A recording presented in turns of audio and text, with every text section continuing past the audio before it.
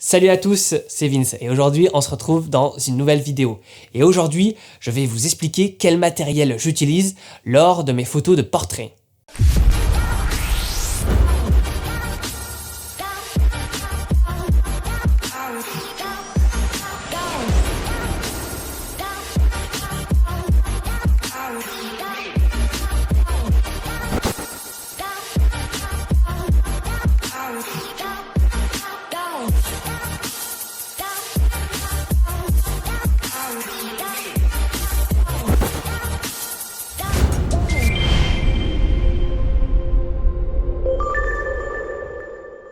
Je vous invite aussi à bien rester jusqu'à la fin de cette vidéo car une petite surprise vous y attend. Alors le portrait, c'est l'une de mes spécialités en photo et donc je vais vous en parler dans cette vidéo avec plaisir.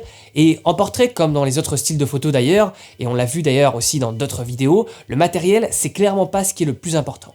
Mais vu que ça m'a été beaucoup demandé par la communauté, je vous fais cette vidéo pour vous expliquer en détail le matériel que j'utilise lors de mes séances portrait. Alors déjà pour ce qui est du boîtier en lui-même, quel appareil photo je vais utiliser? Pendant de nombreuses années, quand j'ai débuté, j'ai utilisé le Canon 60D. L'appareil photo aujourd'hui qui coûte plus que quelques centaines d'euros et qui est un réflexe de la gamme semi-pro de chez Canon et qui est vraiment juste incroyable. Il m'a permis de faire vraiment des photos dont je suis encore très fier aujourd'hui et qui sont également présentes sur mon site. J'ai également par la suite utilisé un 5D Mark II pendant quelques temps et puis acheté un Canon 5D Mark III finalement qui m'a lui aussi suivi pendant de nombreuses années et qui m'a permis comme ça de rentrer dans le monde du plein format puisqu'avant c'était un APS-C. Alors pour le portrait pour le coup je recommanderais plutôt un plein format si vous en avez la possibilité puisque forcément ça coûtera plus cher à l'achat, mais on peut déjà faire de très belles choses à l'APS-C et c'est clairement pas le critère qui va doubler la qualité de vos photos de portrait du jour au lendemain, le fait de passer à un plein format. Et vraiment, le Canon 5D Mark III, c'est un appareil vraiment formidable qui a repris toutes les qualités de ses prédécesseurs et aujourd'hui maintenant on a même son évolution qui est le Canon 5D Mark IV, mais que personnellement je ne recommanderais pas forcément parce que il va jouer sur des arguments marketing d'évolution au niveau de la vidéo, alors que c'est clairement pas la folie et que chez Sony par exemple la vidéo c'est beaucoup mieux et que son prix reste extrêmement élevé. Donc aujourd'hui, si vous voulez rester chez Canon et que vous voulez vraiment du haut de gamme, le 5D Mark III et que vous avez prévu de faire que de la photo, le 5D Mark III est une excellente idée et aujourd'hui de moins en moins cher. J'ai également un Canon 7D modifié pour les infrarouges. Là, j'ai fait une modification au niveau du capteur pour faire des photos exclusivement en infrarouge. Et par la suite, j'ai revendu mon Canon 5D Mark III parce que le problème, c'était qu'il était encombrant, était lourd, c'était pénible de passer toute une journée avec lui. Et puis aussi, au-delà de ça, surtout vraiment, c'est le problème de la vidéo. Et chez Canon, c'était pas ouf du tout. Et vu que je suis également vidéaste, j'ai acheté un Sony A7 III qui aujourd'hui m'accompagne pour mes shootings photos et pour mes shootings vidéo. Je trouve cet appareil juste formidable. Aujourd'hui, à l'heure où je tourne cette vidéo, il y a notamment son évolution qui est le Sony A7R IV, mais que je trouve beaucoup trop cher et en termes d'évolution, c'est vraiment pas la folie par rapport au Sony A7 III. J'ai déjà fait une vidéo qui explique pourquoi il ne faut pas acheter le Sony A7R IV sur cette chaîne. Mais pour revenir au Sony A7 III, je trouve qu'il est vraiment très intéressant et même en termes de rapport qualité-prix, il m'a coûté environ 2000 € et c'est juste formidable ce qu'il peut faire, que ce soit en vidéo mais également en photo. C'est-à-dire, c'est pas juste une caméra, c'est vraiment un appareil photo également et il a une puissance au niveau de l'autofocus. Toutes mes photos sont nettes à chaque fois, il y a de la dynamique, on peut retoucher, on peut se faire plaisir. Bref, cet appareil photo est juste formidable. Le seul petit hic que je réussis à lui trouver, c'est la gestion des couleurs qui est forcément moins bonne et moins réputée que la science des couleurs de chez Canon. C'est pour ça que j'attends patiemment le 1DX Mark III. Ensuite, pour ce qui est des objectifs, là je vais vous faire la liste des objectifs que j'étais amené à utiliser régulièrement pour mes shoots de portrait. Alors j'ai notamment commencé avec le Canon 18-135 f3.556 STM qui équipait mon 60D. C'était un objectif normalisé pour les APS-C, c'est-à-dire qu'il n'y avait pas de coefficient multiplicateur quand on montait l'objectif sur un boîtier APS-C, donc un 50 mm avec cet objectif était équivalent à un vrai 50 mm sur plein format.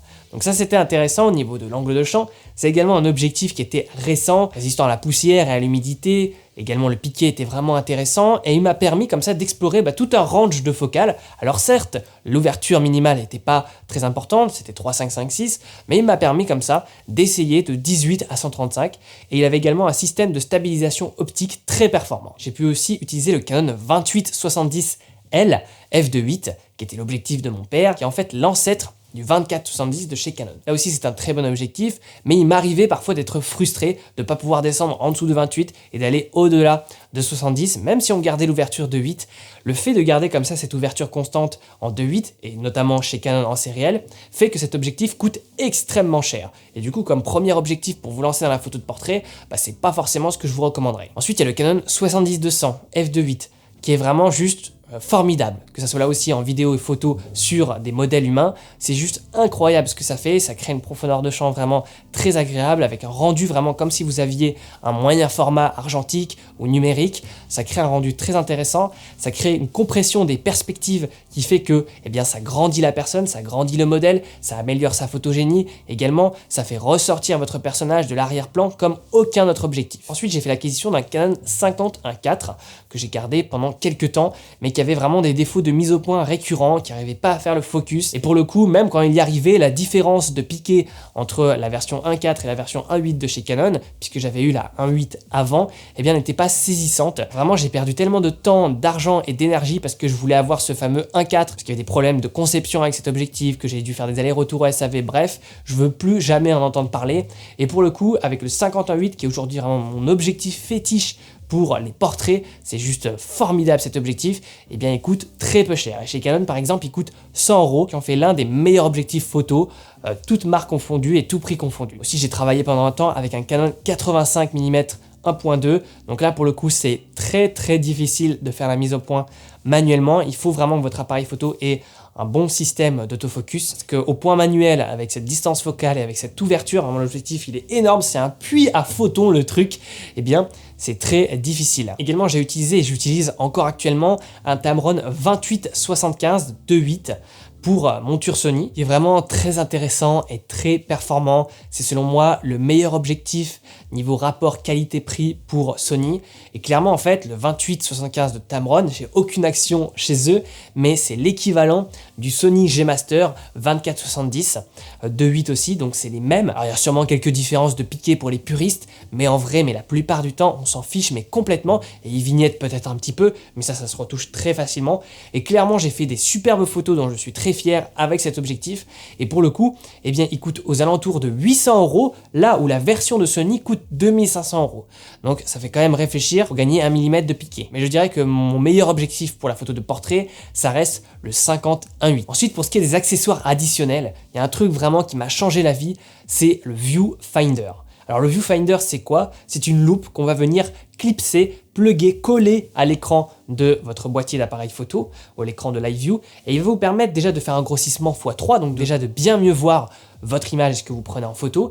Également, lorsque vous allez être en extérieur et qu'il fait très lumineux, que c'est très ensoleillé, vous n'allez rien voir sur votre écran. Si vous n'avez pas envie de viser par le viseur optique et que vous avez envie de voir le rendu du capteur sur réflexe, c'est possible avec ce petit accessoire. Il coûte seulement une trentaine d'euros et il va vous permettre de mieux voir votre image. Ensuite, j'utilise aussi un filtre polarisant qui est carrément le seul filtre que je vais venir visser devant l'objectif, d'augmenter également la dynamique et de saturer un petit peu les tons de mon image. Mais attention au filtre, réfléchissez toujours en termes de parcours de la lumière. Qu'est-ce que va faire la lumière avant d'atteindre votre capteur et avant d'être enregistrée? Elle va traverser les lentilles de votre objectif, donc vous avez sûrement payé cher pour avoir un bon objectif avec des lentilles de qualité. Donc si vous mettez un filtre tout pourri devant à 20 €, vous comprenez bien que la lumière va déjà être appauvrie par le filtre avant d'atteindre même la première lentille de vos objectifs. Donc si vous choisissez de prendre un filtre, il ne faut pas lésiner sur les moyens. Donc minimum 80 € je dirais, et il y a des filtres polarisants qui peuvent même arriver jusqu'à 200 €. Donc clairement, c'est pas votre priorité quand vous allez commencer à vous équiper, notamment pour de la photo de portrait, parce que les avantages ne vont pas faire que ça va doubler la qualité de votre image. Mais si vous prévoyez d'en acheter un, achetez le plus grand filetage possible pour l'adapter sur tous vos objectifs et de la meilleure qualité possible. Et ensuite, j'utilise un réflecteur, un modèle 102 cm qui est rond et qui est grand, où là par contre je vais avoir besoin d'un assistant parce que être tout seul avec ce genre de réflecteur ça va être compliqué. Ou sinon j'en ai un petit, Latzolite aussi, qui fait à peu près 32 cm il me semble, qui se plie et déplie, c'est très pratique et ça me permet d'être tout seul et de créer par exemple une catch light, une lumière dans les yeux de mon modèle et de rééclairer en cas de contre-jour par exemple. Voilà, cette vidéo arrive à sa fin, dites-moi dans les commentaires la config que vous utilisez pour vos shoots portraits. Et maintenant la petite surprise de cette vidéo, le petit bonus, c'est que vous retrouverez dans la description plus d'1 heure de formation offerte pour vous aider à améliorer vos photos. On verra ensemble les 10 secrets pour améliorer vos photos. C'est vraiment ce que j'aurais aimé savoir quand je me suis lancé en tant que photographe. Et ensuite, pour ceux que ça intéresse, on verra les 6 étapes pour devenir photographe professionnel. Comment démarcher et trouver des clients, comment établir ses tarifs, comment créer son site internet, comment développer sa visibilité sur les réseaux sociaux, comment se démarquer dans un marché compétitif. On verra tout ça dans la description. Et puis nous, on se retrouve très vite pour de nouvelles aventures. Salut à tous!